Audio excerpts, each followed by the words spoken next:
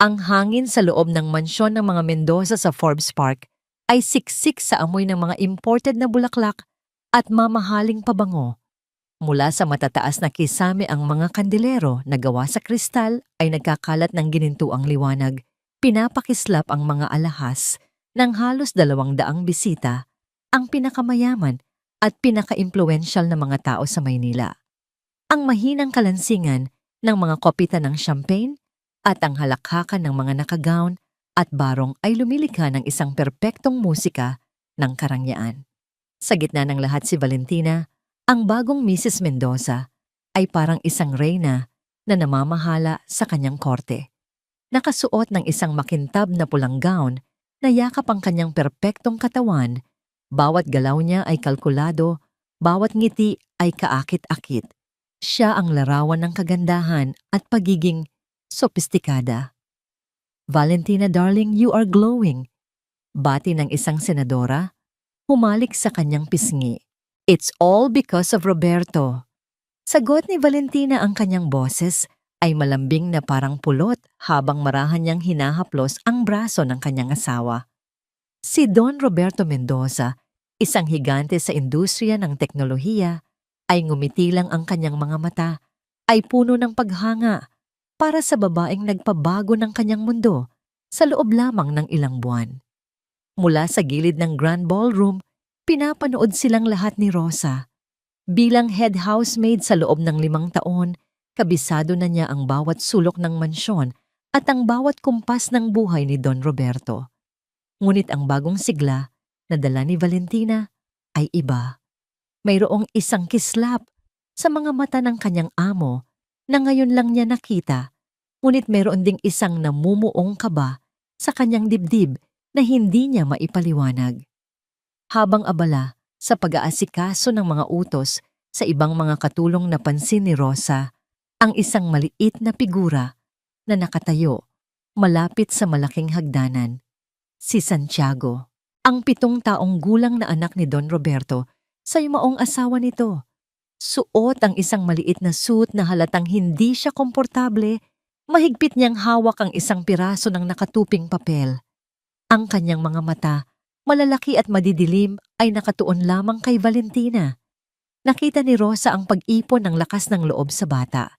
Dahan-dahan itong lumapit sa mag-asawa, ang kanyang mga hakbang ay halos hindi marinig sa gitna ng ingay. "Tita Valentina." Mahinang tawag niya, inaabot ang papel.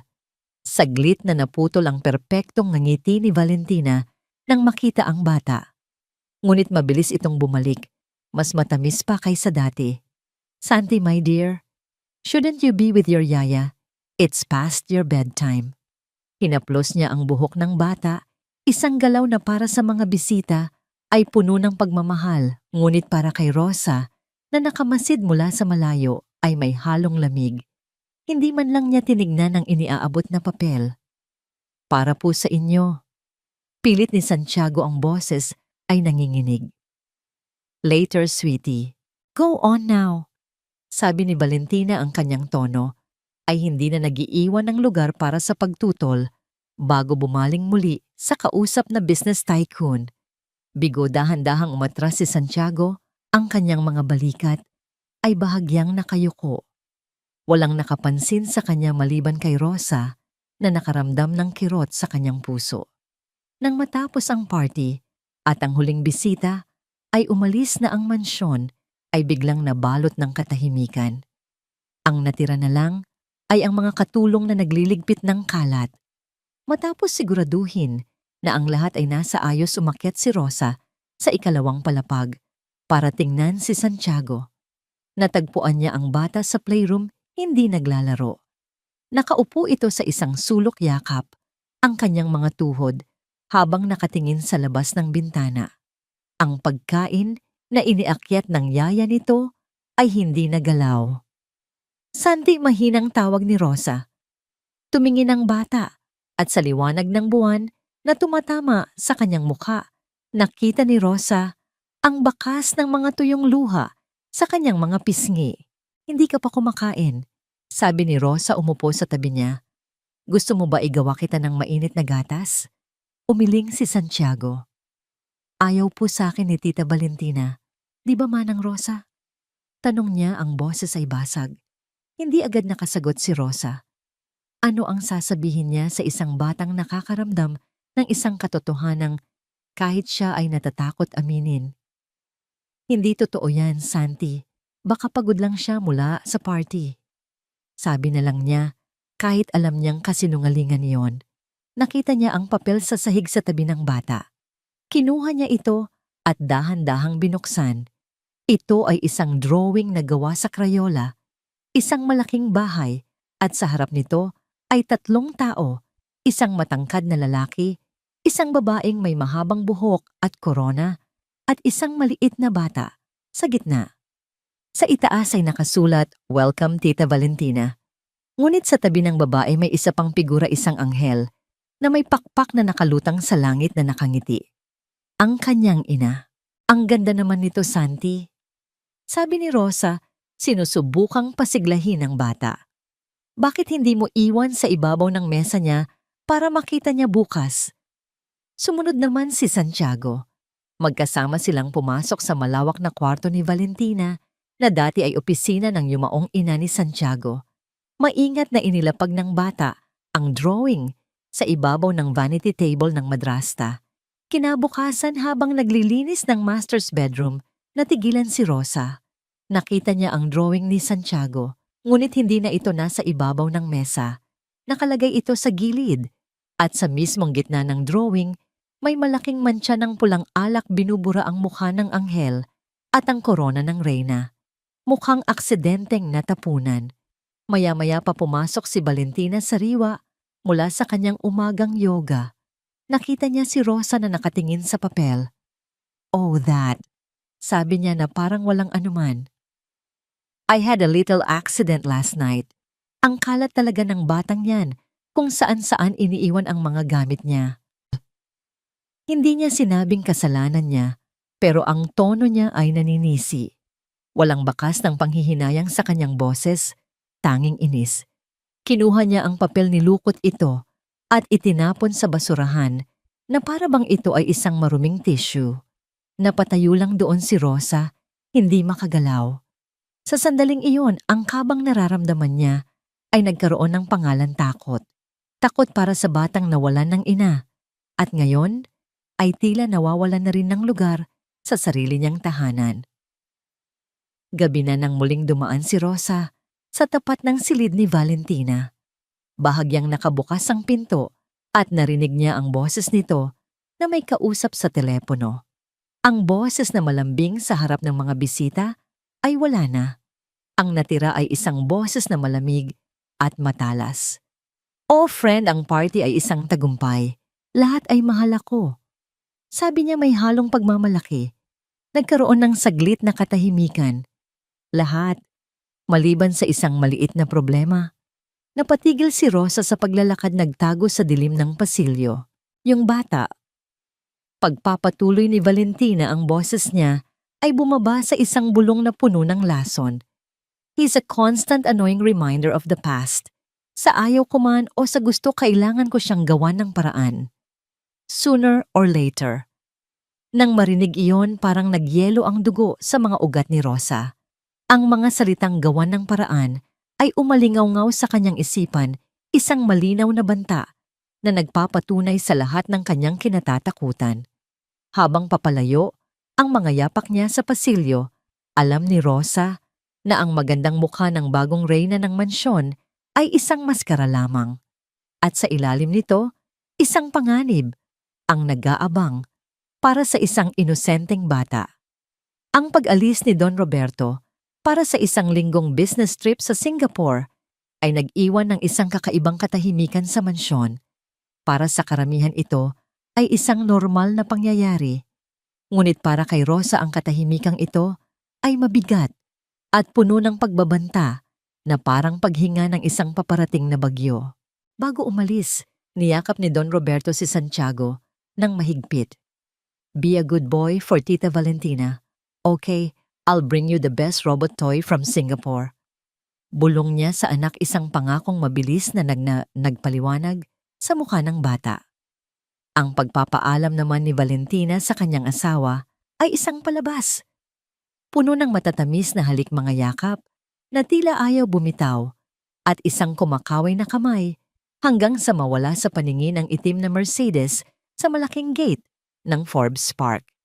Ngunit sa sandaling sumarado ang gate, ang lahat ng init at pagmamahal sa kanyang mukha ay biglang naglaho na parang pinatay na ilaw. Ang kanyang ngiti ay naging isang tuwid na linya, ang kanyang postura ay nanigas at ang kanyang mga mata ay nagkaroon ng malamig na kislap na nakita na ni Rosa noon. Napanood ni Rosa ang pagbabagong yon mula sa bintana ng kusina. Kinumpirma nito ang kanyang hinala. Ang pagiging maasikasong madrasta ni Valentina ay para lamang sa mga mata ni Don Roberto. Ngayong wala na ang amo, ang reyna ay malaya ng mamahala sa paraang gusto niya. Lumipas ang 2 araw na may peke at sa pilitang kapayapaan. Ngunit sa ikatlong araw nangyari ang kinatatakutan ni Rosa. Hapon niyon at si Santiago ay umiinom ng grape juice sa sala habang nanonood ng cartoons. Sa kanyang pag-abot sa remote control, aksidenteng natabig ng kanyang siko ang baso. Ang matingkad na kulay ubing likido ay kumalat sa malinis at puting-puting sahig na gawa sa Italian marble. Nanlaki ang mga mata ni Santiago sa takot. Agad siyang kumuha ng tissue at sinubukang punasan ito, ngunit lalo lang kumalat ang mantsa. Sa sandaling iyon, bumaba si Valentina mula sa hagdanan, suot ang isang puting-puting silk robe. Natigilan siya nang makita ang kalat. Hindi siya sumigaw. Mas malala pa roon. Dahan-dahan siyang lumapit, ang kanyang mga mata ay nanlilisik habang nakatitig sa mantsa. Pagkatapos ay kay Santiago. "Anong ginawa mo?" Tanong niya, ang kanyang boses ay mahinahon ngunit parang yelo sa lamig. "Sorry po, tita. Hindi ko po sinasadya," nanginginig na sabi ng bata na paatras. Hindi sinasadya ulit ni Valentina, isang mapanuyang ngiti ang gumuhit sa kanyang mga labi. "You are clumsy. You are careless. Palagi kang pabigat. Katulad ka ng ina mo, palaging nag-iiwan ng kalat na kailangang linisin ng iba." Ang pagbanggit sa kanyang ina ay parang isang sampal kay Santiago. Nagsimulang mamuo ang luha sa kanyang mga mata. "Dahil marumi ka, sa isang maruming lugar ka nararapat," sabi ni Valentina. Hinawakan niya ng mahigpit ang braso ni Santiago at kinaladkad ito palayo sa sala patungo sa isang pinto sa ilalim ng hagdanan. Ang pinto papunta sa bodega. Ang bodega ay isang madilim at malamig na lugar sa basement ng mansyon. Amoy kulob ito at puno ng mga lumang kasangkapan na natatakpan ng puting tela na sa dilim ay parang mga multo. Isang mahinang bumbilya lang ang nagbibigay ng kaunting liwanag. Ito ang lugar na kinatatakutan ni Santiago. "Please, tita. Wag po dito. Maglilinis po ako, promise." Pagmamakaawa ng bata, ang kanyang mga luha ay tuluyan ng bumuhos. Pero hindi nakinig si Valentina. Tinulak niya ang bata sa loob ng madilim na silid at mabilis na isinara ang pinto. Narinig ni Rosa na nagmamasid mula sa itaas ng hagdanan. Hindi makapaniwala sa kanyang nakikita ang malakas na pagklik ng trangka. Ikinandado ni Valentina ang pinto mula sa labas. Ang mga iyak at katok ni Santiago mula sa loob ng bodega ay parang mga punyal sa puso ni Rosa. Gusto niyang tumakbo at komprontahin si Valentina, ngunit alam niyang magiging sanhi lang iyon ng kanyang pagkatanggal sa trabaho. At kung mawala siya, sino pa ang magbabantay at magpoprotekta sa kawawang bata?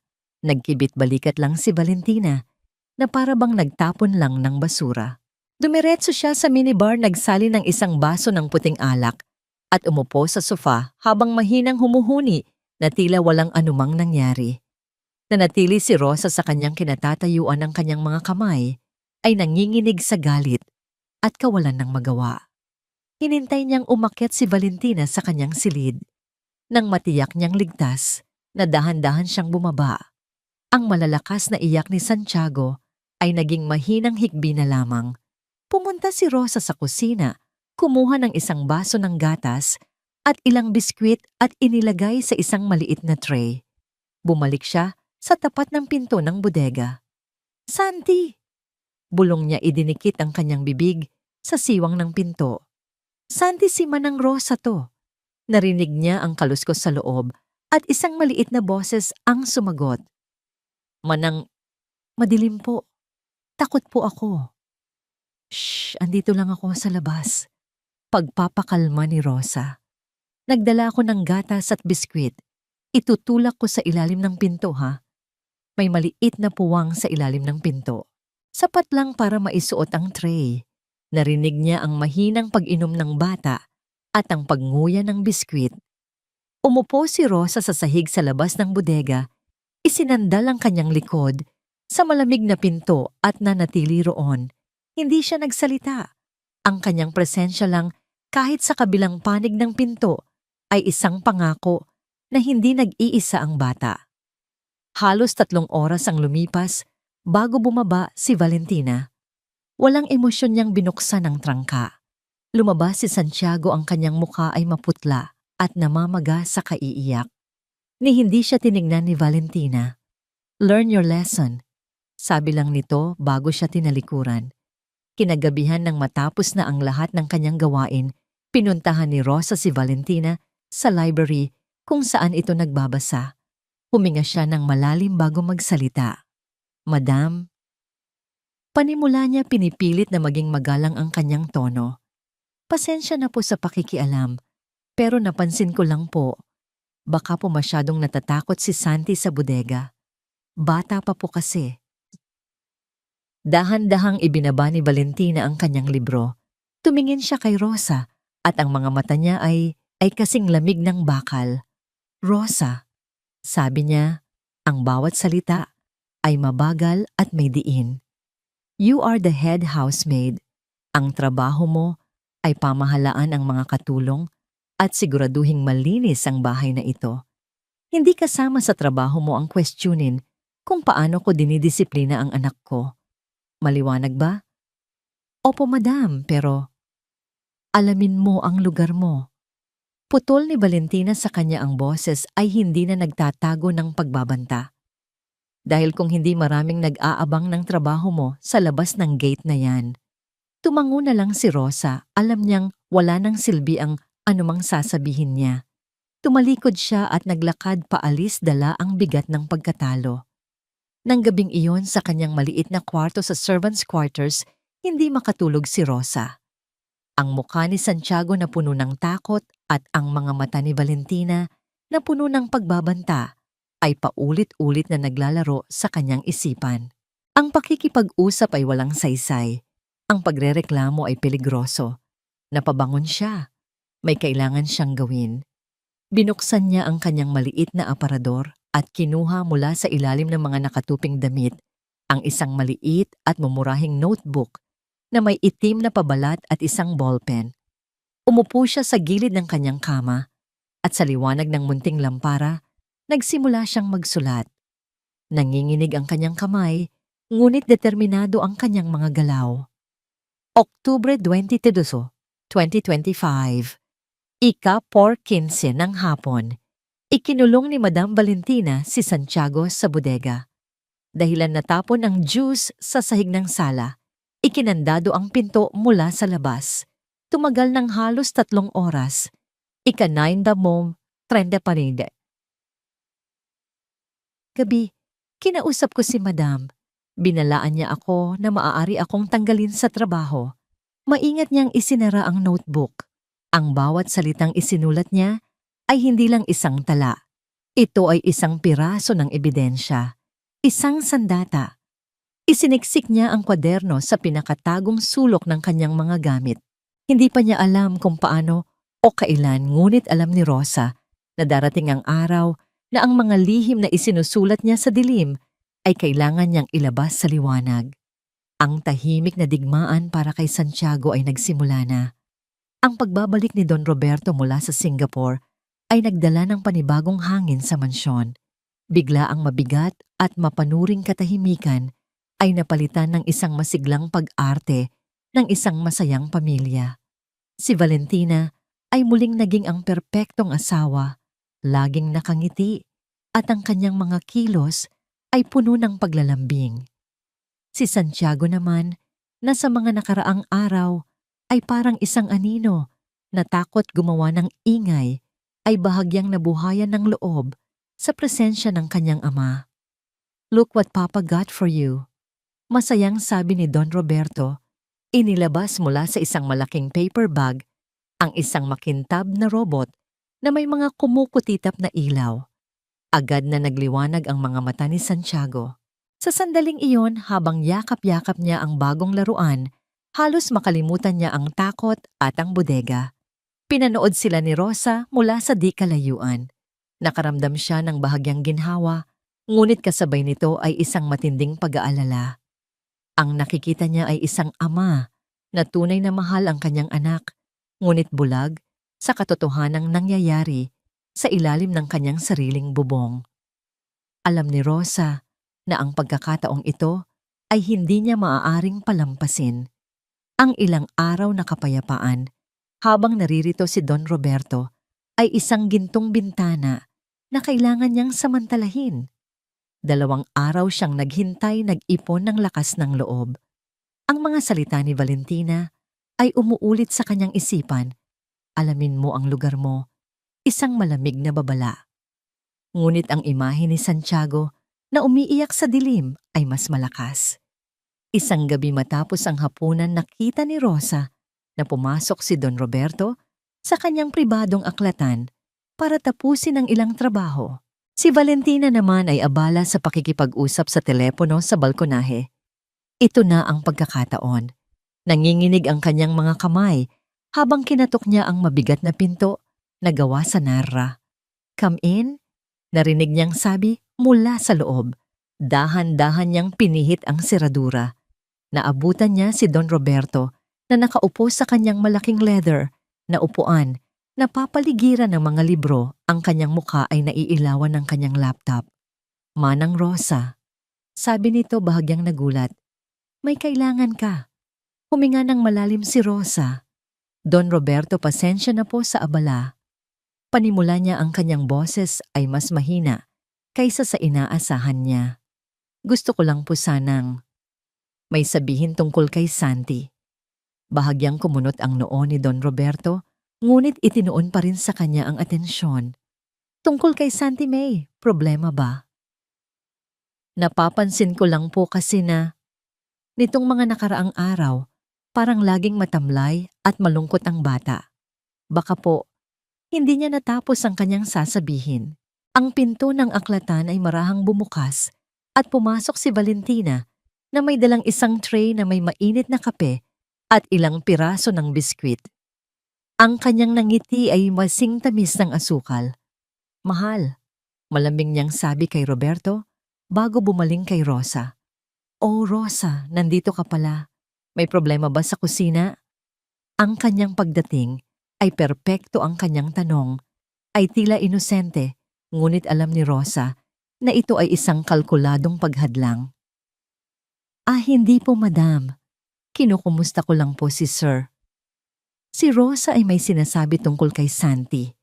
Sabi ni Roberto na tila nagpapasalamat sa pagdating ng asawa para putulin ang awkward na pag-uusap. Agad na lumapit si Valentina at inilapag ang tray sa tabi ng laptop ni Roberto.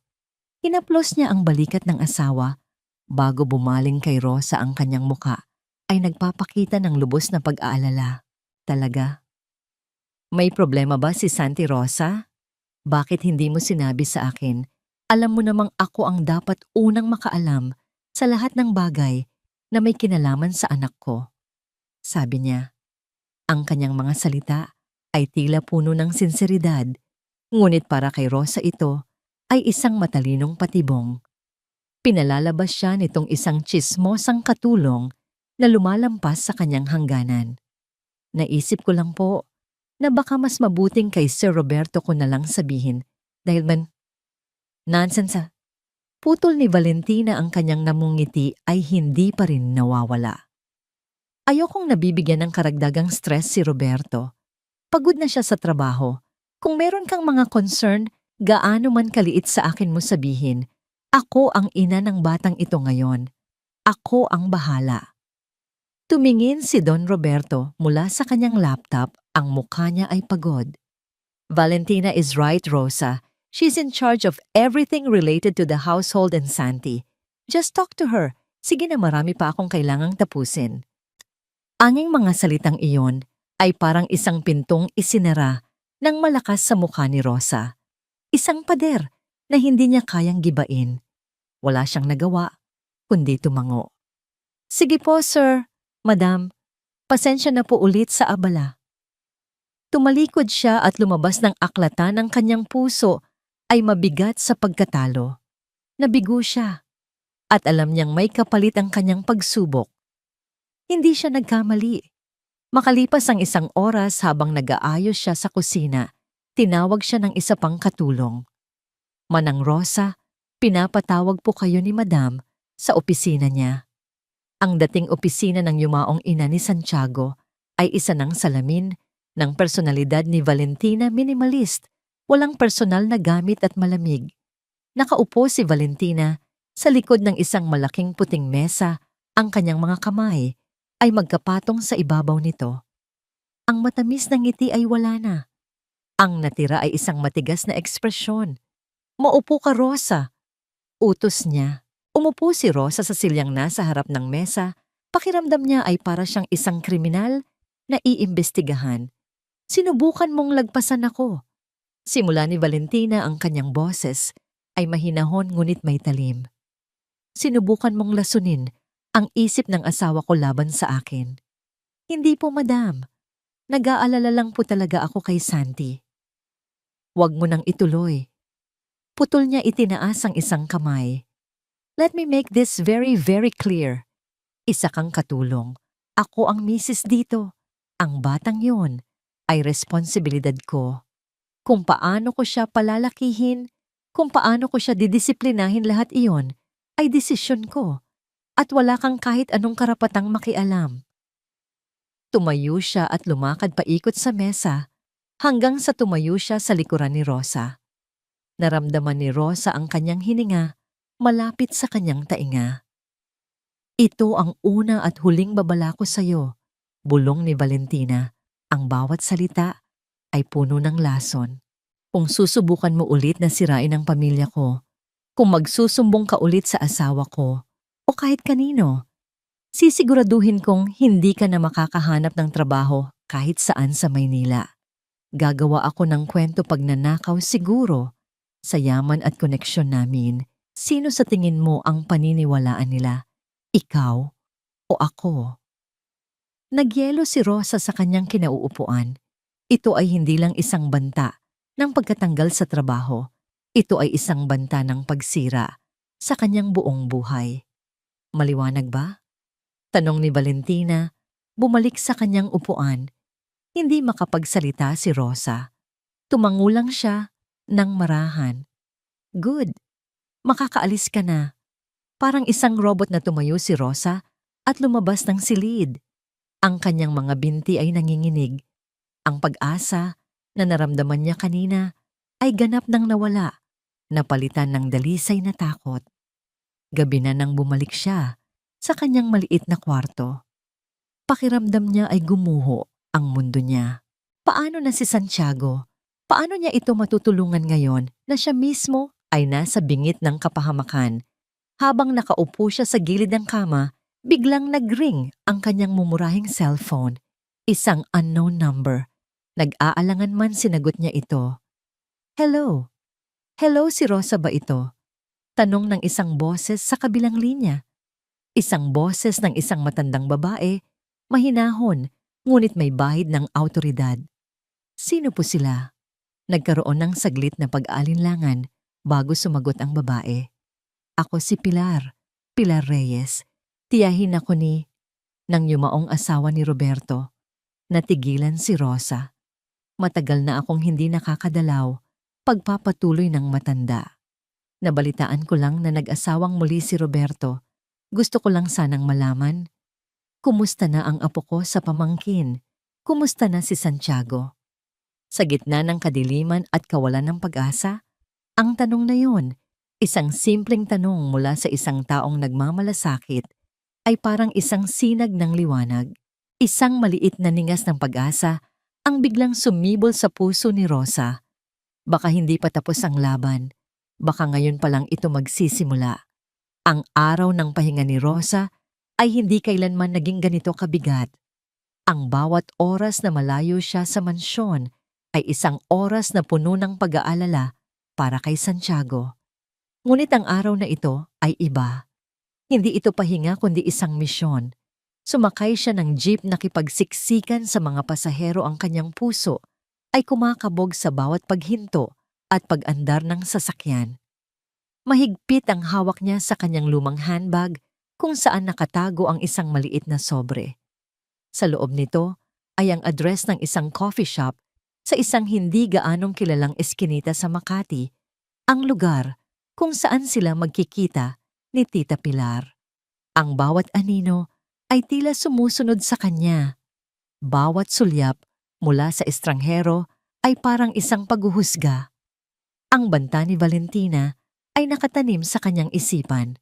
Ang coffee shop ay maliit at simple malayo sa karangyaan ng Forbes Park. Amoy kape at bagong lutong tinapay. Sa isang sulok sa tabi ng bintanang salamin, nakaupo ang isang babaeng nasa mga 60 anyos. Si Tita Pilar.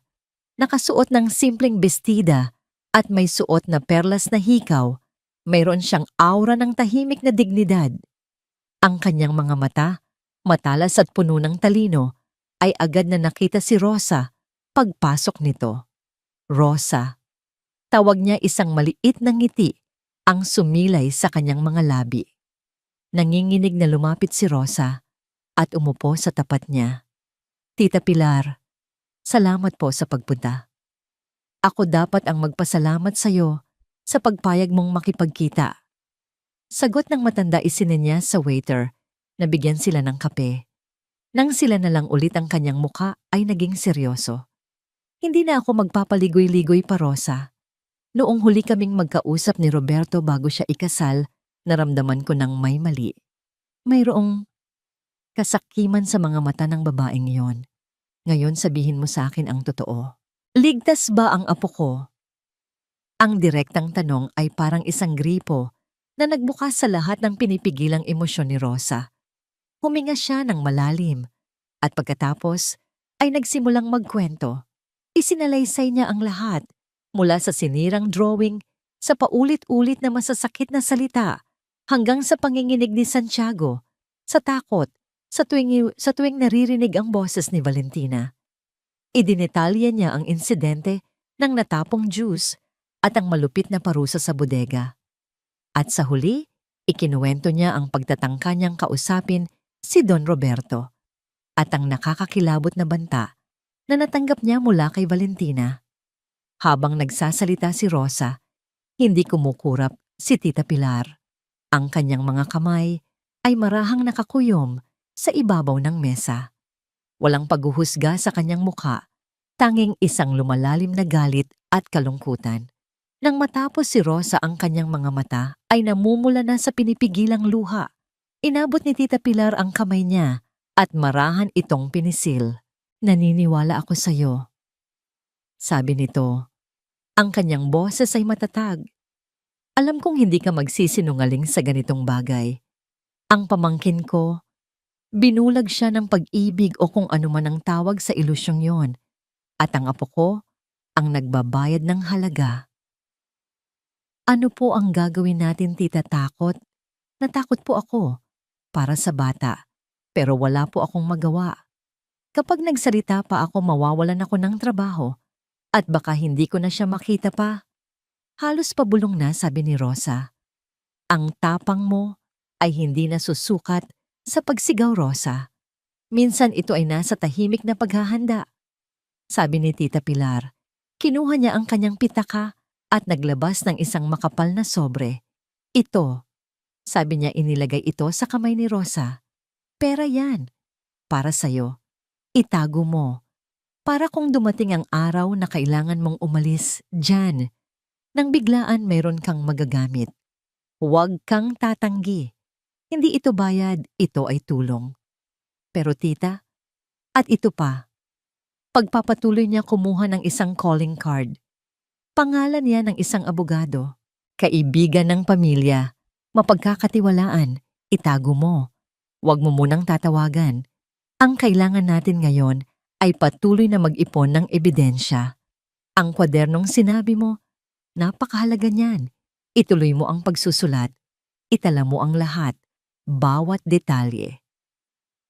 Tumingin si Tita Pilar sa mga mata ni Rosa.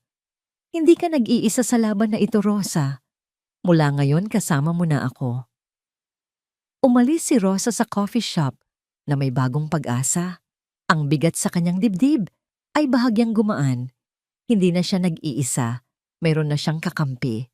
Samantala, sa mansyon ng mga Mendoza, ang isa pang katulong si Karen ay nagwawalis sa pasilyo ng servants' quarters.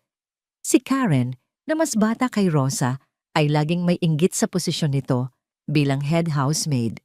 Gusto niyang makuha ang pabor ng bagong Mrs. Mendoza. Napansin niyang bahagyang nakabukas ang pinto ng kwarto ni Rosa. Dahil sa pag-usisa sumilip siya sa loob. Malinis at maayos ang lahat gaya ng dati. Ngunit may isang bagay na nakaagaw ng kanyang pansin. Sa ilalim ng kama sa likod ng isang pares ng tsinelas, may isang sulok ng itim na notebook na nakalabas. Dahil alam niyang umalis si Rosa, para sa araw ng pahinga nito, pumasok si Karen. Maingat niyang kinuha ang notebook at binuksan ito. Kumunot ang noo niya habang binabasa ang mga huling isinulat ni Rosa.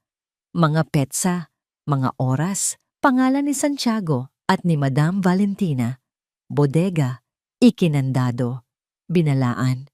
Nanlaki ang mga mata ni Karen.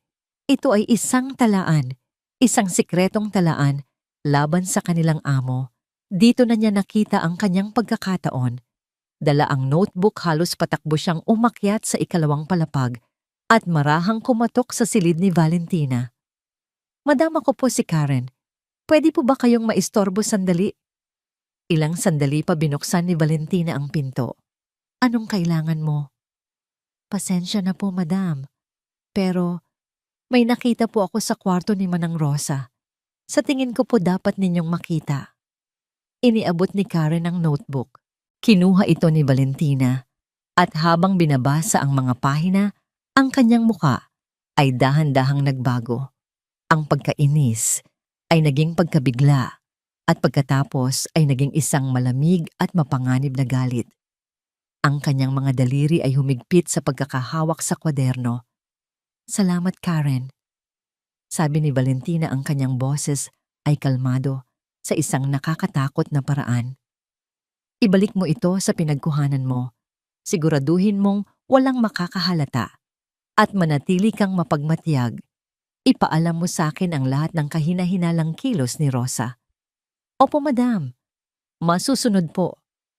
Mabilis na sagot ni Karen, tuwang-tuwa sa sarili. Isinara ni Valentina ang pinto. Ngayon alam na niya. Ang katulong na yon ay hindi lang isang simpleng pakialamera.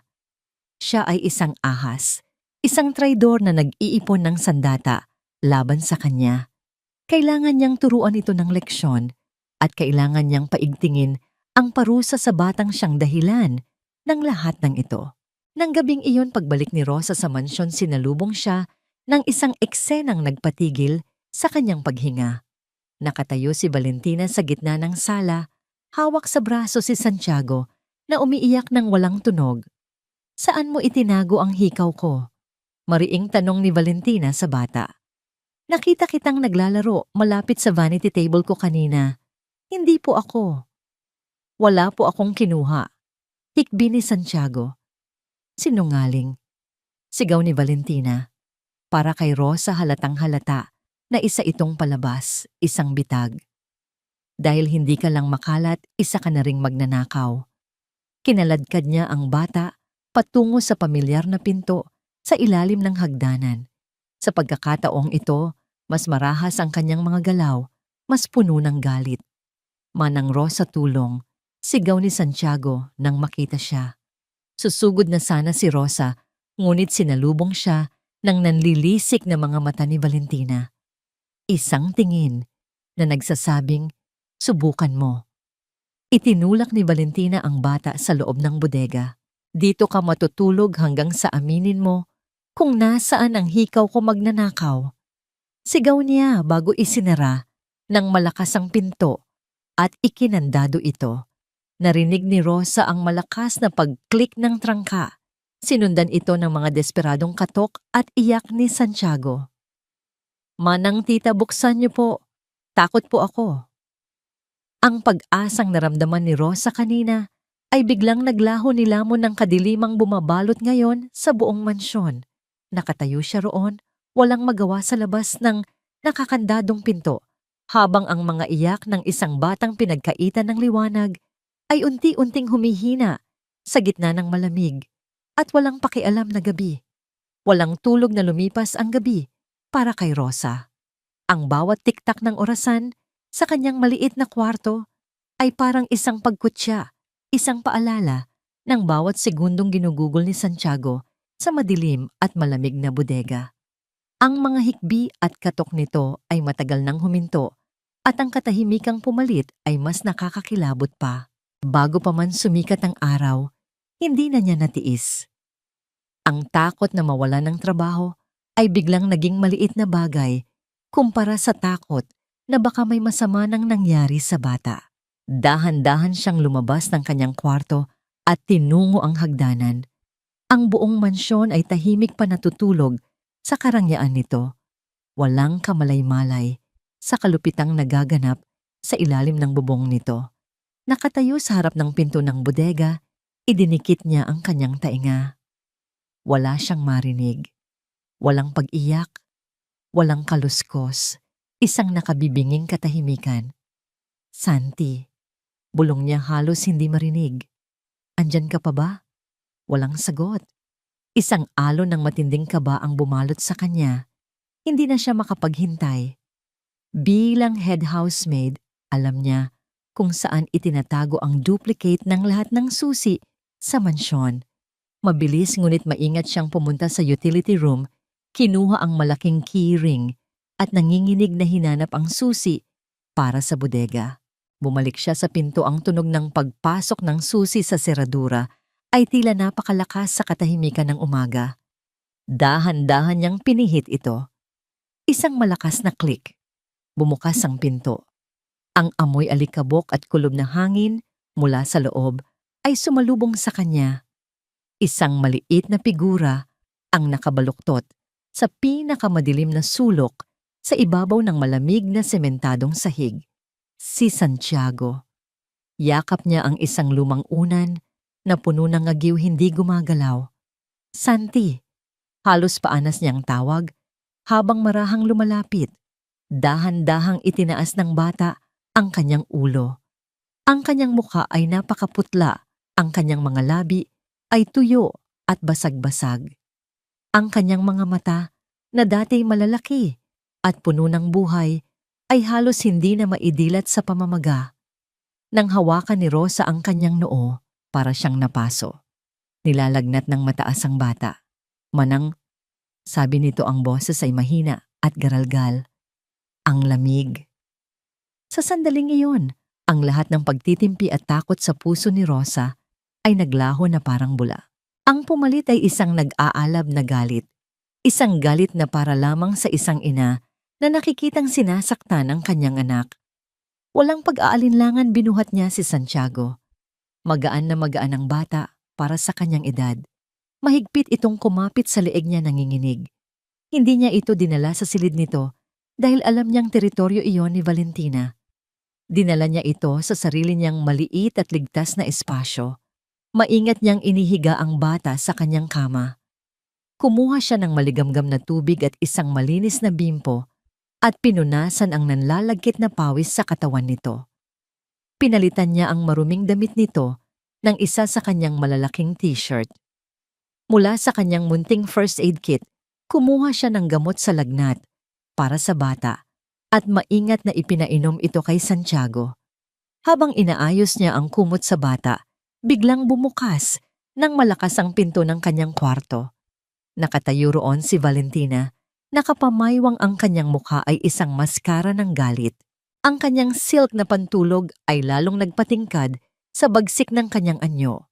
Malamang ay nagising na ito at natuklasang wala na sa bodega ang kanyang bilanggo. Anong karapatan mong ilabas siya dyan?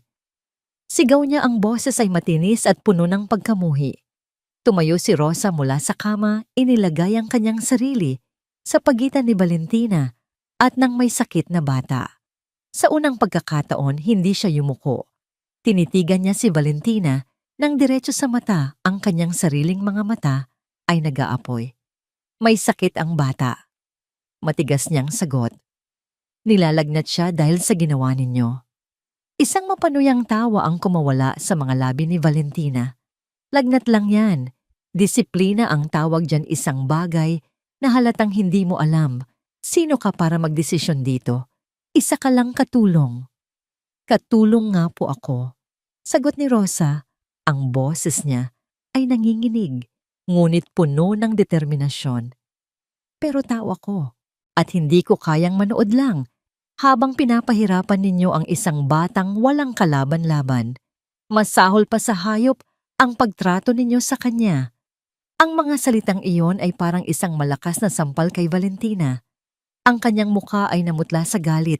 Hindi siya makapaniwala na ang isang hamak na utusan ay sumasagot sa kanya ng ganoon. Wala kang galang.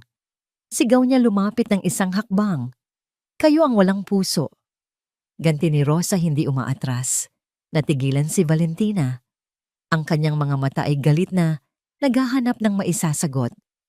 Nakita niya ang isang baso ng tubig na iniwan ni Rosa sa mesang katabi ng kama. Sa isang mabilis at marahas na kilos, dinampot niya ito. How dare you? At sa harap ng nanlalaking mga mata ni Santiago, inihagis ni Valentina ang laman ng baso. Ang malamig na tubig ay humampas sa mukha ni Rosa, tumulo sa kanyang buhok, leeg at damit. Ang biglaang lamig at ang bigat ng pagkapahiya ay nagpatigil sa kanyang paghinga. Napatayo lang siya roon, basang-basa, ang tubig ay tumutulo mula sa dulo ng kanyang baba. Ngunit ang katahimikan ay binasag ng isang nakabibinging sigaw. Si Santiago, nakabangon mula sa pagkakahiga, nakaturo kay Valentina. Ang kanyang maliit na katawan ay nanginginig sa matinding takot. Ang sigaw niya ay hindi lang sigaw ng isang bata. Ito ay isang sigaw ng isang kaluluwang nasaksihan, ang isang kalupitang hindi niya maintindihan. Ang sigaw na yon ang tila nagpabalik sa katinoan ni Valentina. Ngunit hindi ito katinoan ng pagsisisi, kundi ng isang taong kailangang bawiin muli ang kontrol. Tumingin siya kay Rosa, na nakatayo pa ring hindi makagalaw, ang mukha ay basang-basa at puno ng sakit. Tapos ka na, sabi ni Valentina. Ang boses ay malamig at pinal. You are fired. Lumayas ka sa pamamahay ko ngayon din. Humakbang siya palapit, ang muka ay ilang pulgada na lang mula kay Rosa at bumulong ng may halong panunuya at pagbabanta.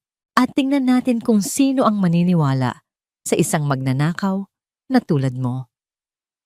Ang mga salitang magnanakaw at lumayas ka ay umalingaw-ngaw sa maliit na kwarto, kasing lamig ng tubig na tumutulo pa rin mula sa buhok ni Rosa. Naramdaman niya ang isang kamay na humihila sa laylayan ng kanyang damit. Si Santiago bumaba mula sa kama, nakakapit sa kanya. Ang mga mata ay puno ng takot para sa nag-iisang taong nagpoprotekta sa kanya. Ang eksenang yon ay lalong nagpasiklab sa galit ni Valentina. At ikaw? Sigaw niya kay Santiago, bumalik ka sa kwarto mo. Bago pa man makakilos si Rosa, tinawag ni Valentina ang 2 security guard ng mansyon. Palabasin ninyo ang babaeng ito. Utos niya, ang boses ay nangingibabaw sa buong bahay. At siguraduhin ninyong hindi na siya makakatapak pa ulit dito. Walang nagawa si Rosa nang hawakan siya sa braso ng mga gwardya. Ang huli niyang nakita, bago siya kinaladkad palabas, ay ang mukha ni Santiago na puno ng luha, ang mga kamay ay nakaunat, na tila sinusubukang abutin siya. Ang imaheng iyon ay parang isang kutsilyong bumaon sa kanyang puso. Binigyan siya ng 10 minuto para kunin ang kanyang mga gamit. Sa ilalim ng mapanuring tingin ng mga gwardiya at ni Karen na nakatayo sa isang sulok na may mapanuyang ngiti, mabilis niyang inilagay ang kanyang iilang damit sa isang lumang bag. Ang pinakamahalaga sa lahat, ang itim na notebook, ay maingat niyang isinuksok sa pinakailalim sa ilalim ng kanyang wallet. Iyon ang tanging sandata niya. Habang hinihila siya palabas ng malaking pinto ng mansyon, sinalubong siya ng isang eksena na idinisenyo para sa kanyang lubos na pagkapahiya. Dala-dala ni Valentina ang isang velvet jewelry box. Ito, sigaw niya sapat na para marinig ng ibang mga katulong na nag-uusyoso. Ito ang nawawalang diamond bracelet ko. Nakita ni Karen sa ilalim ng unan niya. Itinaas niya ang isang kumikinang na pulseras. Isang kasinungalingan, isang bitag na perpektong isinagawa. Hindi na nagsalita si Rosa. Alam niyang walang maniniwala sa kanya. Ang mga tingin ng dati niyang mga kasamahan ay halo-halong awa, pagdududa at takot. Tinulak siya palabas ng gate ng mga gwardiya at ang mabigat na bakal na yon ay sumarado nang may malakas na kalabog, isang pinal na pagtataboy mula sa mundong minsan niyang pinagsilbihan. Nakatayo sa labas ng Forbes Park sa ilalim ng init ng araw, dala ang kanyang bag at ang bigat ng kawalan ng katarungan. Naramdaman ni Rosa ang pag-iisa, ngunit ang pag-iisang yon ay hindi nagtagal. Ang pag-alala sa mukha ni Santiago ay nagbigay sa kanya ng lakas. Ang galit at sakit ay dahan-dahang naging isang matibay na determinasyon. Hindi pa ito tapos. Ngayong nasa labas na siya, hindi na siya isang katulong na kailangang sumunod. Isa na siyang malayang taong lalaban. Ang una niyang ginawa ay pumunta sa isang maliit na karinderya. Ginamit niya ang kaunting perang natitira sa kanyang wallet para bumili ng isang tasang kape at pandesal. Kailangan niyang mag-isip. Kinuha niya ang kanyang telepono at tinawagan ng nag-iisang taong alam niyang makakatulong sa kanya. Tita Pilar, sabi ni Rosa, ang boses ay nanginginig, ngunit kontrolado.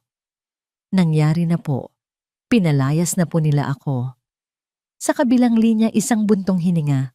Nasaan ka? Manatili ka lang dyan. Pupuntahan kita. Sa loob ng isang oras, isang lumang kotse ang huminto sa tapat ng karinderya. Si Tita Pilar, ang kanyang mukha ay puno ng pag-aalala. Isinakay niya si Rosa. Ikinuwento niya ang lahat habang binabaybay nila ang EDSA, ang lagnat, ang pagsagip, ang pagbuhos ng tubig, ang pekeng pagnanakaw. Habang nakikinig ang mga daliri ni Tita Pilar ay humihigpit sa manibela. Isang demonyo ang babaeng iyon. Sabi lang niya, ang boses ay puno ng galit. Pero tama na ang pag-iyak, Rosa. Oras na para lumaban. Hindi sila umuwi. Dumiretso sila sa isang gusali sa Ortigas. Sa pinto ng isang opisina, nakasulat Salinas and Associates Law Firm. Ito ang abogadong binanggit sa kanya ni Tita Pilar. Si Attorney Hector Salinas ay isang lalaking nasa mga 40 anyos payat at may suot na salamin. Ang kanyang opisina ay hindi malaki, ngunit puno ng mga libro. Hindi siya mukhang isang tipikal na abogado ng mayayaman. Mukha siyang isang propesor. Ngunit nang magsimulang magsalita si Rosa, ang kanyang mga mata ay nagkaroon ng matalas na focus. Inilabas ni Rosa ang itim na notebook. Inilatag niya ito sa mesa sa pagitan nilang tatlo. Attorney, bawat petsa, bawat oras, bawat pang-aabuso, isinulat ko po. Sabi ni Rosa. Binasa ni Attorney Salinas ang bawat pahina.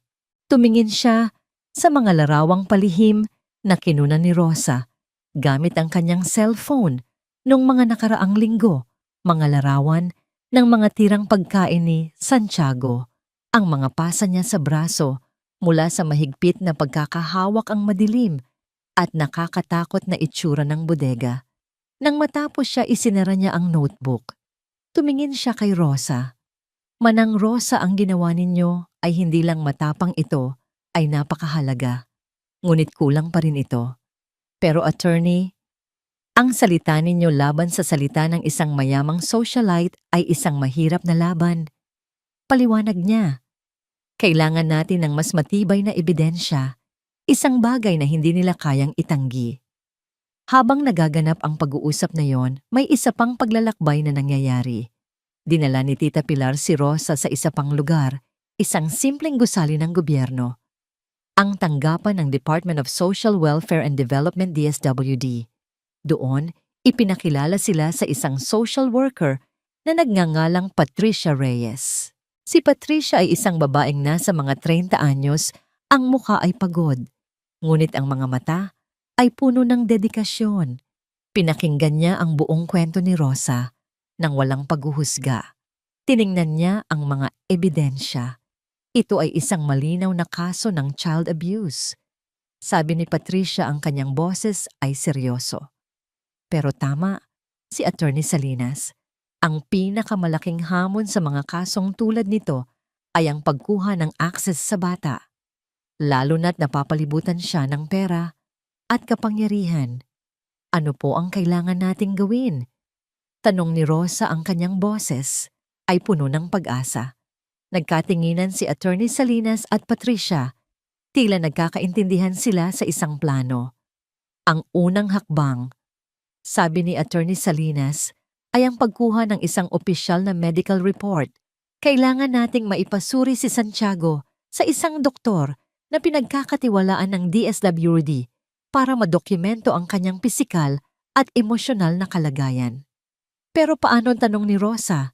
Hindi na ako makakapasok sa mansyon at tiyak na babantayan nila ng mahigpit ang bata. Dito na papasok ang pagiging malikhain. Sabi ni Patricia, isang determinadong ngiti ang sumilay sa kanyang mga labi. Mayroon akong ideya, pero kailangan natin ng tulong mo, Rosa. Ikaw ang nakakakilala sa routine ng pamilya. Kailan sila lumalabas, saan sila nagpupunta? Umalis si Rosa sa opisina ng DSWD ng gabing iyon na may bagong direksyon. Hindi na siya isang biktima na tumatakbo. Isa na siyang sundalo na naghahanda para sa isang digmaan. Itinira siya ni Tita Pilar sa isang maliit na apartment na pag-aari nito, isang ligtas na lugar kung saan siya makakapagplano. Habang nakahiga siya sa isang di pamilyar na kama, ang kanyang isipan ay bumalik sa mansyon. Iniisip niya si Santiago. Sino na ang magbabantay sa kanya? Sino na ang palihim na mag-aabot sa kanya ng gatas sa gabi? Ang sakit ay bumalik.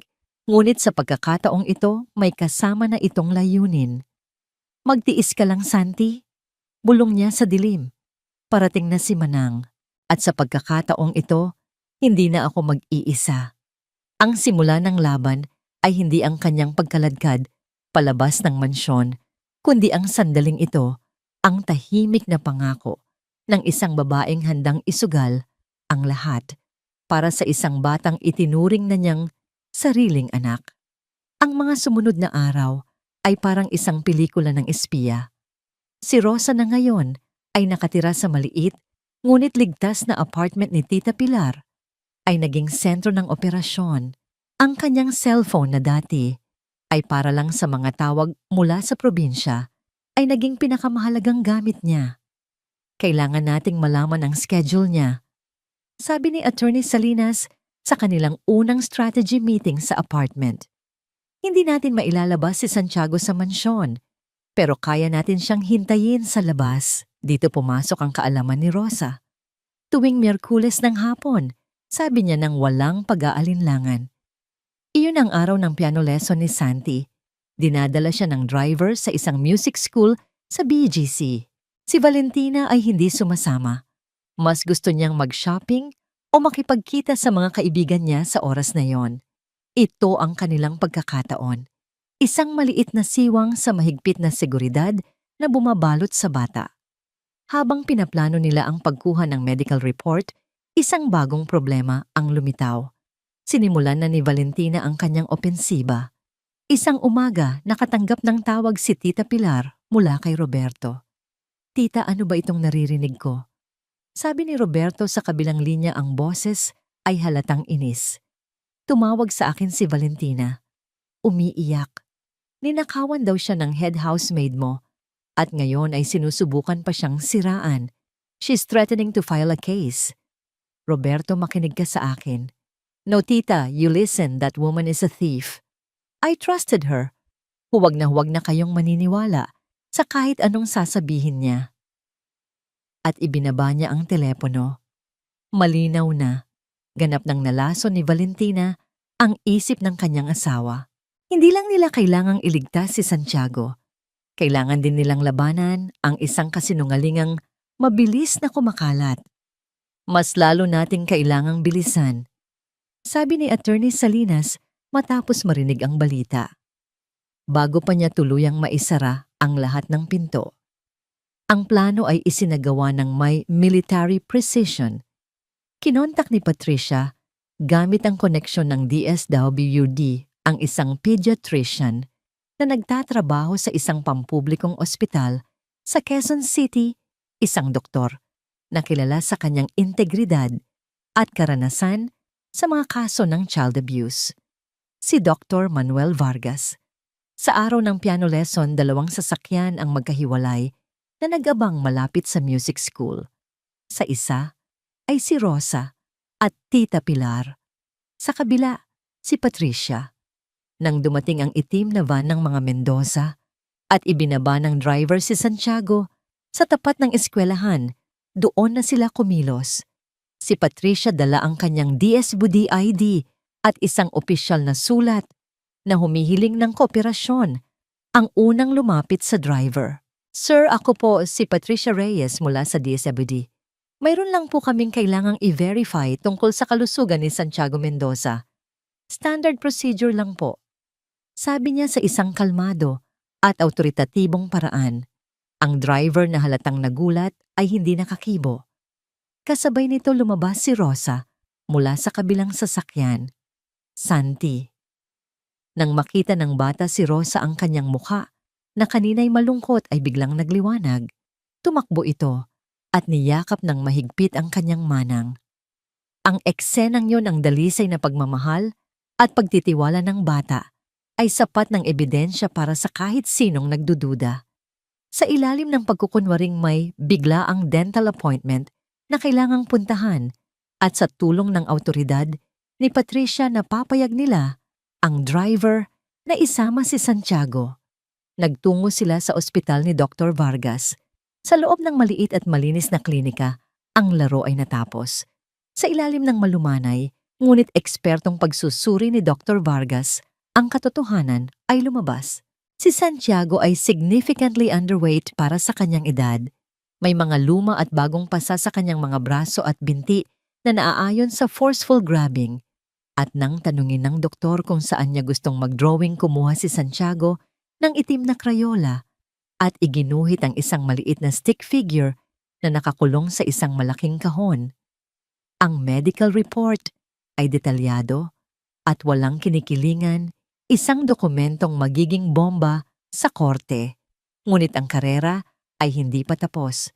Habang nasa ospital sila, si Attorney Salinas ay nasa korte na isinusukomite ang isang ex parte motion, isang panig na mosyon para sa isang preservation order at isang subpoena duces tecum, isang utos na maglabas ng mga dokumento. Ang target ang CCTV at security log records ng mansyon ng mga Mendoza. Kailangan nating makuha ang mga recording bago niya maisipang burahin ang mga ito. Paliwanag ni Hector sa hukom.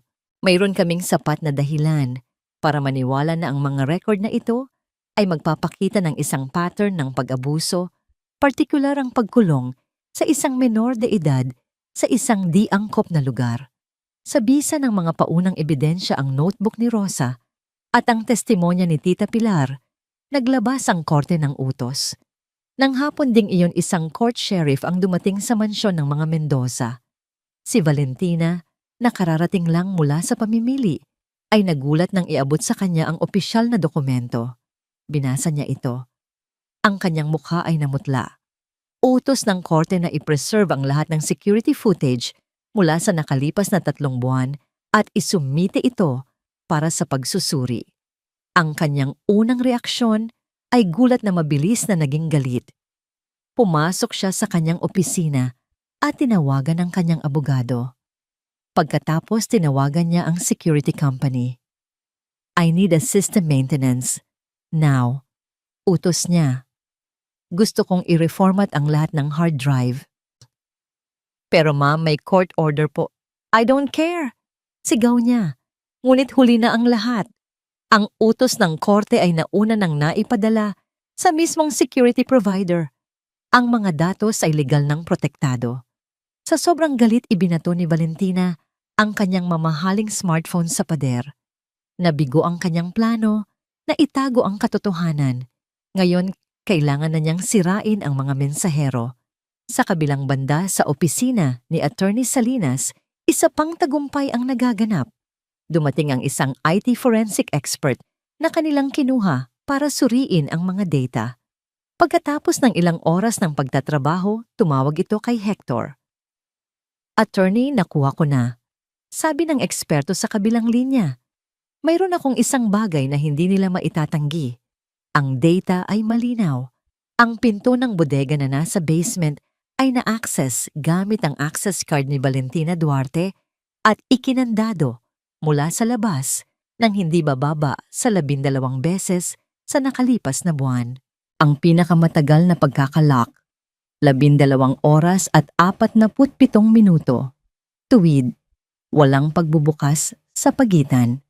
Napatayo si Attorney Salinas mula sa kanyang upuan, isang ngiti ng tagumpay ang gumuhit sa kanyang mukha. Ipadala mo sa akin ang report. Ngayon na. Hawak na nila ang baril na may lamang bala.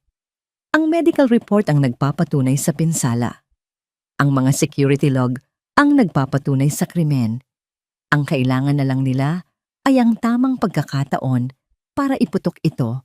At ang pagkakataong yun ay papalapit na. Para kay Roberto Mendoza, ang mundo ay perpekto. Ang kanyang kumpanya ay nangunguna sa merkado. Ang kanyang bagong asawa ay maganda, matalino at kinahuhumalingan ng lahat. Ang kanyang tahanan ay isang paraiso ng kapayapaan. Ang mga problemang idinudulot ng isang magnanakaw na katulong at ng isang pakialamerang tiyahin ay mga maliit na abala lamang, mga alikabok sa isang makintab na ibabaw. Ang paniniwalang ito ay nagsimulang magkaroon ng lamat nang dumating ang isang sulat mula sa korte, isang subpina na nag-uutos sa kanya na dumalo sa isang preliminary hearing. Ano to, Val? Tanong niya sa asawa. Iwinawasiwas ang dokumento. Bakit ako pinapatawag ng korte? Sabi mo na ayos na ito ng mga abogado mo. Si Valentina, na nakaupo sa tapat niya, habang nag-aalmusal ay pilit ng ngumiti. Huwag kang mag-alala, mahal. Formalidad lang yan. That desperate woman is trying everything. Ang abogado niya ay naghain ng walang kwentang petisyon. Madali lang itong ibabasura ng korte. Ngunit sa kabila ng kanyang mga paniniguro, may isang bagay sa mata ni Valentina na hindi mapakali. Isang bagay na hindi nakita ni Roberto noon. Dumating ang araw ng hearing. Sa loob ng maliit na silid ng korte naroon ang magkabilang panig. Si Valentina kasama ang kanyang 3 mamahaling abogado ay mukhang isang biktima, mahinhin na kayuko, at paminsan-minsan ay nagpupunas ng pekeng luha. Sa kabilang panig si Rosa, simple ang kasuotan, nakaupo sa tabi ni Attorney Salinas at Tita Pilar. Ang kanyang mukha ay seryoso, ngunit matatag. Nagsimulang magsalita si Attorney Salinas. Inilatag niya ang mga ebidensya, ang detalyadong medical report ni Dr. Vargas, ang mga larawan, at ang isinulat sa notebook ni Rosa. Bawat salita ay isang dagok kay Roberto. Malnourished, contusions, psychological distress. Ito ba ang kanyang anak na pinag-uusapan? Ang mga abogado ni Valentina ay mabilis na gumanti. Your Honor, these are fabricated claims from a disgruntled ex-employee who was fired for theft.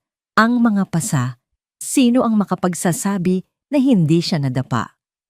Ang pagiging payat, maselan lang talagang kumain ng bata.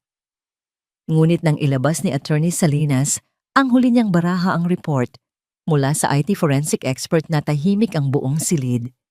Your Honor, we have here the security logs from the Mendoza residence. Sabi ni Hector. Ang kanyang boses ay malinaw at matatag. It shows that the basement storeroom, a small windowless space, was locked from the outside using Mrs. Mendoza's access card on multiple occasions. Ang pinakamatagal, mahigit 12 oras. Maaari bang ipaliwanag ng kabilang panig kung bakit ang isang 7 taong gulang na bata ay gugustuhing maglaro sa isang madilim na bodega ng ganito katagal, lalo na't nakalak mula sa labas? Isang malakas na katahimikan ang bumalot sa silid. Tumingin si Roberto kay Valentina. Ang kanyang asawa ay namumutla. Baka nagkamali lang ang sistema. O baka may ibang gumamit ng card ko. Palusot niya sa kanyang abogado. Sapat na para marinig ni Roberto. Ang pagdinig ay natapos ng walang pinal na desisyon, ngunit nag-utos ang hukom ng mas malalim na imbestigasyon. Pag-uwi sa mansyon, hinarap ni Roberto ang kanyang asawa. Valentina, tell me the truth. Ano ang ibig sabihin ng security logs na yun? Dito na ginamit ni Valentina ang kanyang pinakamalakas na sandata, ang pagiging biktima. Humagulgol siya. Hindi ko alam. Roberto, sinisiraan nila ako. Baka si Rosa ang gumawa nun para palabasin akong masama. Ikaw. Hindi ka ba naniniwala sa akin, sa asawa mo? Ang mga luha ang nanginginig na boses, ang mga matang puno ng sakit. Naging epektibo ito, tulad ng dati. Niyakap siya ni Roberto. Shh! Tama na. Siyempre naniniwala ako sa'yo. Ngunit ng gabing iyon, habang nakahiga siya sa tabi ng natutulog niyang asawa, hindi na mapakali si Roberto. Ang mga salita ni Attorney Salinas, ang mga numero sa log report, ang imahe ng mukha ni Rosa, na puno ng determinasyon lahat, ay bumabagabag sa kanya. May isang piraso ng puzzle na hindi magkasya. Kinabukasan gumawa siya ng isang desisyon na magpapabago sa lahat. Tinawagan niya ang pinuno ng kanyang sariling security tech team sa kumpanya mga taong mas pinagkakatiwalaan niya kaysa sa sinuman. I need a discreet job done, sabi niya sa telepono. Sa sarili kong bahay. Sa ilalim ng pagkukunwaring system upgrade. Ang mga tauhan ni Roberto ay nag-install ng mga karagdagang kagamitan sa mansyon, mga microcamera sa mga common areas, sa sala, sa pasilyo sa labas ng pinto ng bodega. Mga voice-activated audio recorders, lahat ay konektado sa kanyang personal na server, isang bagay na siya lang ang may access. Pakiramdam niya ay isa siyang traidor. Pero kailangan niyang malaman ang katotohanan para sa kanyang sariling kapanatagan. Hindi niya kinailangang maghintay ng matagal. 2 araw ang lumipas. Siya ay nasa isang late-night meeting sa opisina, isang palusot. Ang totoo, nakaupo siya sa dilim ng kanyang opisina, nakatutok sa live feed mula sa kanyang bahay. Nakita niya si Valentina, nakausap ang kanyang abogado sa telepono. Just find something on that maid. Narinig niyang sabi nito, ang boses ay matalas. A criminal record, an old debt, anything. We need to destroy her credibility completely. At tungkol sa bata, he's a liability. Kailangan niyang manahimik. Parang may tumusok na yelo sa puso ni Roberto. Liability. Ganoon ang turing niya sa kanyang anak. Ngunit ang pinakamasaklap na ebidensya ay dumating pagkatapos. Si Santiago ay naglalaro sa sala. Aksidenteng natabig nito ang isang picture frame sa mesa, isang larawan ni Roberto, at ng kanyang yumaong asawa. Nabiyak ang salamin. Lumabas si Valentina na akit ng ingay. Nang makita niya ang sirang larawan, isang madilim na anino ang dumaan sa kanyang mukha. Walang sigaw. Walang galit na boses. Isang bagay na mas masahol pa. Hinila niya si Santiago sa braso at kinaladkad papunta sa pinto ng bodega. Ang kamera sa pasilyo ay malinaw na nakakuha ng lahat. Ang audio recorder ay malinaw na narinig ang bawat salita. Tita, please, I'm sorry. Umiiyak na pakiusap ng bata. Manahimik ka, bulong ni Valentina, ang boses ay puno ng lason. Palagi kang sagabal. You are your father's biggest mistake. Ang isang pagkakamali na sana ay hindi na lang nabuhay. Itinulak niya ang bata sa loob. Diyan ka lang hanggang sa matuto kang maglaho. At isinara niya ang pinto. Sa kanyang opisina, ilang kilometro ang layo, napahawak si Roberto sa kanyang dibdib. Hindi siya makahinga. Ang bawat salita ni Valentina ay parang isang bala na tumama sa kanya. Mistake. Sana hindi na lang nabuhay. Ang perpektong mundo niya ay gumuho sa isang iglap. Ang babaeng pinakasalan niya, ang babaeng pinaniwalaan niya ay isang halimaw. At siya sa kanyang pagkabulag ay hinayaan itong saktan ang sarili niyang anak. Ang pagtanggi, ang pagdududa. Lahat ay naglaho. Ang natira ay ang isang masakit at hindi maikakailang katotohanan. Nanginginig ang kanyang mga kamay habang kinukuha niya ang kanyang telepono. Hindi ang abogado niya ang tinawagan niya. Hindi si Tita Pilar. Hinahanap niya ang numero sa subpoena. Hello, Salinas Law Firm. This is Roberto Mendoza. Sabi niya, ang boses ay basag at halos hindi makilala. Kailangan kong makausap si Attorney Salinas. It's urgent. Mayroon siyang ebidensya. Ebidensyang sisira sa kanyang asawa. Ebidensyang wawasak sa kanyang buhay. At ebidensyang sa wakas ay magliligtas sa kanyang anak. Ang araw ng huling pagdinig ay bumalot sa buong Justice Hall ng isang mabigat na tensyon. Ang courtroom ay puno ng mga tao, mga mamamahayag na nag-aabang ng iskandalo, mga taga-suporta ng DSWD at mga usisero mula sa alta sosyedad na gustong masaksihan ang pagbagsak ng isa sa kanila. Pumasok si Valentina na may kumpiyansa pa rin kahit pa ito ay pilit. Nakasuot ng isang simpleng puting bestida na tila nagpapahiwatig ng kanyang inosensya. Ang kanyang buhok ay maayos na nakapusod at ang kanyang makeup ay sapat lang para itago ang mga bilog sa ilalim ng kanyang mga mata. Sa kanyang tabi ay ang kanyang pangkat ng mga abogado, handa para sa isang digmaan. Ngunit napansin ng lahat ang isang bagay, wala si Roberto Mendoza sa kanyang tabi. Nakaupo ito sa likurang bahagi ng korte, malayo sa kanya ang kanyang mukha ay parang isang maskara na gawa sa bato. Sa kabilang panig pumasok si Rosa kasama si Tita Pilar. Ang kanyang kasuotan ay simple ngunit disente. Walang bakas ng takot sa kanyang mukha, tanging isang tahimik at matatag na determinasyon. Naupo siya sa likod ni Attorney Hector Salinas. Ang kanyang mga kamay ay mahinahon na nakapatong sa kanyang kandungan. Nagsimula ang paglilitis. Ang mga abogado ni Valentina, ang unang bumanat, sinusubukang ipinta si Rosa bilang isang desperadong sinungaling. Inilabas nila ang pekeng kaso ng pagnanakaw, ipinakita ang mga resibo ng mamahaling pulseras at nagpresenta pa ng isang pekeng testimonya mula kay Karen na nagsabing nakita niyang kahina-hinala ang mga kilos ni Rosa. Your Honor, sabi ng pangunahing abogado ni Valentina, ang kasong ito ay walang iba kundi isang malisyosong pagtatangka na mangikil mula sa isang pamilyang may mabuting reputasyon. Ang akusado dito ay hindi ang aking kliyente, kundi ang babaeng iyan na puno ng inggit at kasakiman.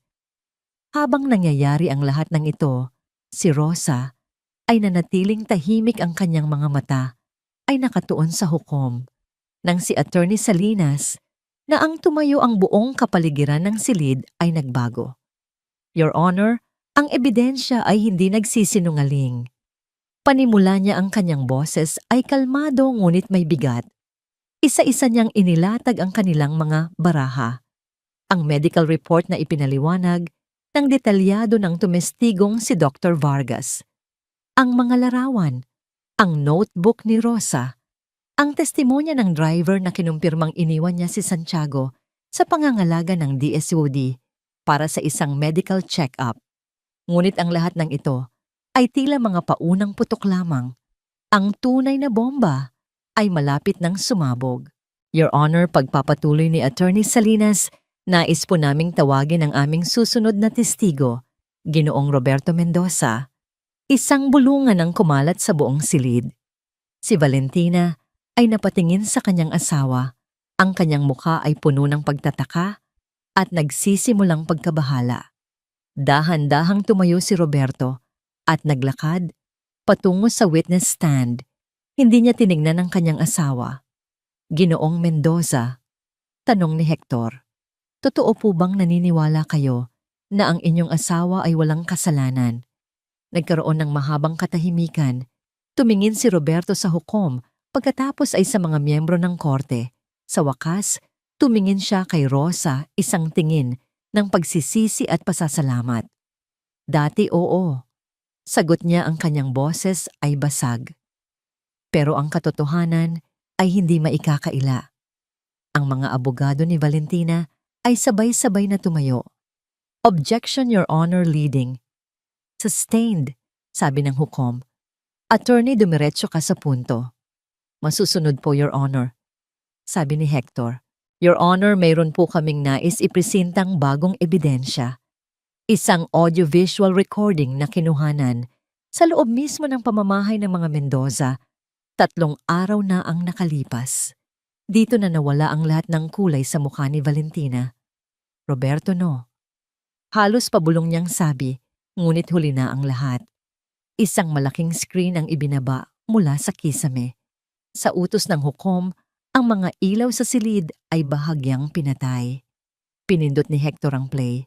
Ang unang lumabas ay ang imahe ng sala ng mga Mendoza. Pagkatapos ang eksena ng pagkasira ng picture frame at pagkatapos ang pinakamasaklap sa lahat, ang malinaw na video ni Valentina na kinakaladkad si Santiago. Ang malinaw na audio ng kanyang bawat salita, pinalakas ng mga speaker ng korte para marinig ng lahat. Manahimik ka, palagi kang sagabal. You are your father's biggest mistake. Ang isang pagkakamali na sana ay hindi na lang nabuhay. Ang mga salitang yon ay parang mga lason na kumalat sa malamig na hangin ng courtroom. Ang bawat tao sa silid ay napahinto sa paghinga. Ang mga mamamahayag ay mabilis na nagsusulat. Si Tita Pilar ay napapikit, hindi makayanan ang sakit. At si Rosa sa kanyang upuan ay tahimik na umiyak, hindi dahil sa galit, kundi dahil sa wakas ang sakit na dinanas ng bata ay naririnig at nakikita na ng buong mundo. Ang huling imahe sa screen ay ang pagsara ng pinto ng bodega na sinundan ng mga desperadong katok ng isang maliit na kamay. Pagkatapos katahimikan, nang bumalik ang mga ilaw, lahat ng mata ay nasa iisang tao. Si Valentina. Nakaupo siya na parang isang estatwang gawa sa yelo. Ang kanyang bibig ay bahagyang nakabuka sa pagkabigla. Ang kanyang maskara ay ganap ng nawasak. Ang kanyang mundo ay gumuho sa harap mismo ng kanyang mga mata. Tumayo ang hukom. Ang kanyang mukha ay seryoso at walang emosyon, ngunit ang kanyang mga mata ay nagliliyab sa galit. Batay sa ebidensyang ipinakita sa hukumang ito, deklara niya, ang kanyang boses ay malakas at malinaw. Mayroong sapat at hindi maikakailang patunay ng paulit-ulit at malubhang pag-abuso sa isang menor de edad. Tumingin siya sa mga guard on duty. I place Mrs. Valentina Mendoza under the custody of this court. Pending the final sentencing, I am issuing an immediate temporary protection order. Ang batang si Santiago Mendoza ay ilalagay sa pansamantalang pangangalaga ng DSWD epektibo ngayon din. Bumagsak ang gavel. Isang malakas pinal na tunog na naghudyat sa katapusan ng isang paghahari ng kalupitan at ang simula ng katarungan. Habang inilalabas ng mga pulis si Valentina, na ngayon ay humahagulgol na ang kanyang mga mata, ay naghahanap. Nakita niya si Roberto na nakayuko at umiiyak ng tahimik. Nakita niya si Rosa na nakatayo, pinupunasan ang kanyang mga luha. Ang kanilang mga mata ay nagtagpo sa isang huling pagkakataon. Sa mga mata ni Rosa, walang pagtatagumpay, tanging isang malalim na kalungkutan para sa isang kaluluwang nawala sa sarili nitong kadiliman. Lumabas si Rosa ng courtroom na hawak ang kamay ni Tita Pilar. Ang laban ay nanalo na. Ngayon, ang mas mahalagang laban ay magsisimula ang paghilom ng isang batang nasaktan. At para doon, alam niyang handa siya. Ang balita ng desisyon ng korte ay kumalat na parang apoy. Ngunit sa isang tahimik na apartment sa isang simpleng lugar sa Quezon City, ang ingay ng mundo sa labas ay hindi naririnig. Ang tanging mahalaga ay ang nagaganap sa loob. Si Patricia mula sa DSWD kasama ang 2 iba pang social worker, ang personal na sumundo kay Santiago mula sa mansyon. Ang proseso ay mabilis at profesional. Walang eksena. Si Valentina ay nasa kustodya na ng pulisya. Ang mga natitirang katulong ay mga aninong tahimik na gumagalaw takot at nalilito. Inempake nila ang mga damit at ilang paboritong laruan ni Santiago sa isang maliit na maleta. Habang paalis, ang huling tanong ng bata ay para sa driver. Saan po tayo pupunta? Ang sagot sa tanong na yon ay naghihintay sa kanya sa dulo ng kanilang biyahe. Nang bumukas ang pinto ng apartment ni Tita Pilar, ang unang mukha na nakita ni Santiago ay ang mukha ni Rosa. Sa loob ng ilang segundo, ang bata ay natigilan na, para bang hindi makapaniwala na ang taong pinakakinatatakutan niyang hindi na niya muling makikita ay nasa harap niya.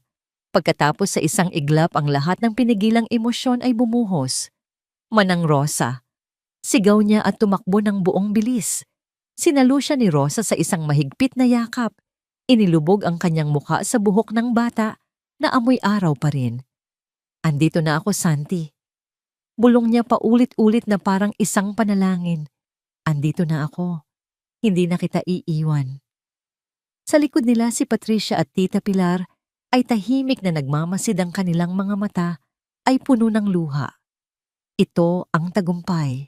Hindi ang pagkapanalo sa korte, kundi ang sandaling ito ang muling pagsasama ng 2 kaluluwang pinagbuklod ng pagmamahal na higit pa sa dugo.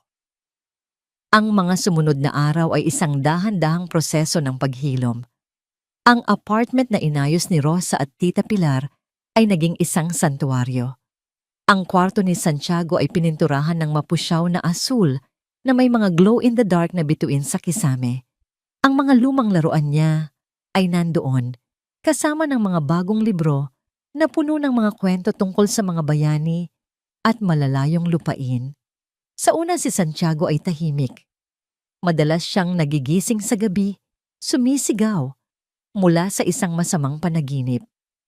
Sa bawat pagkakataon, naroon si Rosa, yayakapin siya, kakantahan ng mga lumang oyayi hanggang sa bumalik siya sa mahimbing na pagtulog. Hindi siya pinilit ni Rosa na magkwento.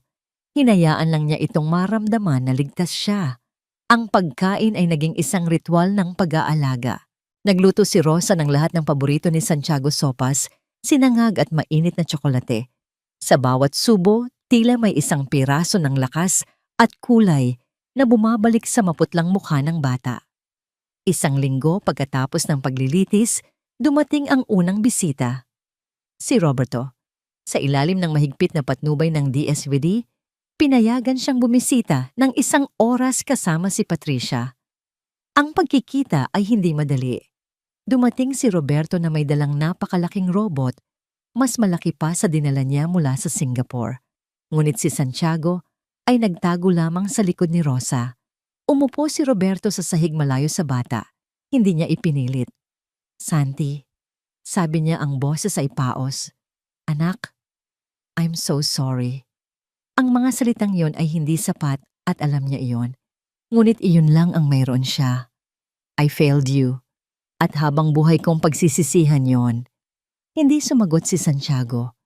Ngunit sa loob ng 1 oras hindi umalis si Roberto.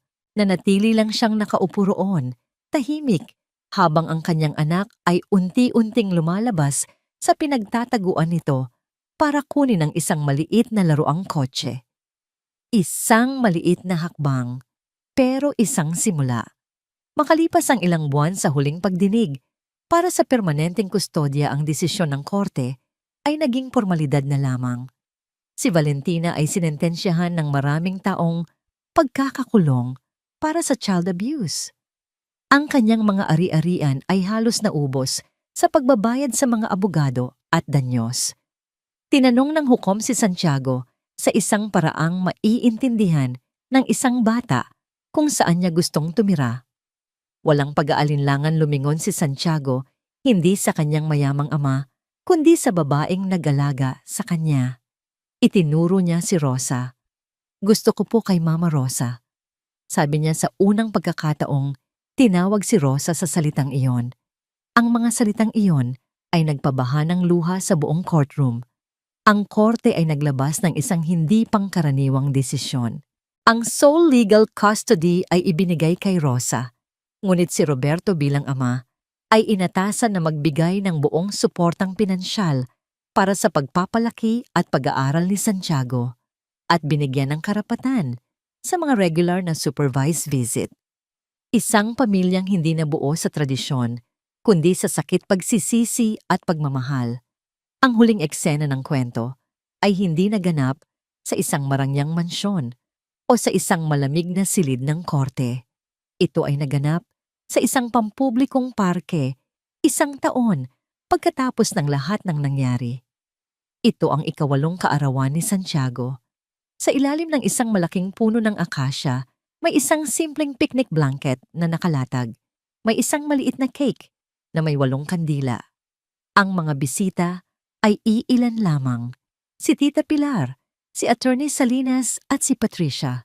Si Roberto ay naroon din nakaupo sa damuhan, hindi sa tabi ni Santiago, kundi malapit lang nagbibigay ng espasyo. At sa gitna ng lahat si Santiago, ang kanyang tawa ay malakas at malaya. Habang naghahabulan sila ni Rosa sa damuhan, ang kanyang mukha ay hindi na maputla. Ito ay malusog at puno ng buhay. Ang kanyang mga mata ay hindi na puno ng takot. Ang mga ito ay kumikinang sa kaligayahan. Mama Rosa, hipan na natin yung cake. Sigaw niya. Umupo silang lahat sa paligid ng kumot. Kinantahan nila siya ng happy birthday. Bago niya hipan ang mga kandila, tumingin si Santiago sa paligid niya, sa mga taong lumaban para sa kanya, sa amang unti-unting bumabalik sa kanyang buhay at sa babaeng naging kanyang tunay na ilaw sa dilim. Ngumiti siya isang dalisay at masayang nangiti. At sa pagbuga niya ng hangin para patayin ang maliliit na apoy, ang kanyang hiling ay hindi na para sa mga bagong laruan o malalayong lugar. Ang hiling niya ay natupad na. Nasa bahay na siya, sa wakas.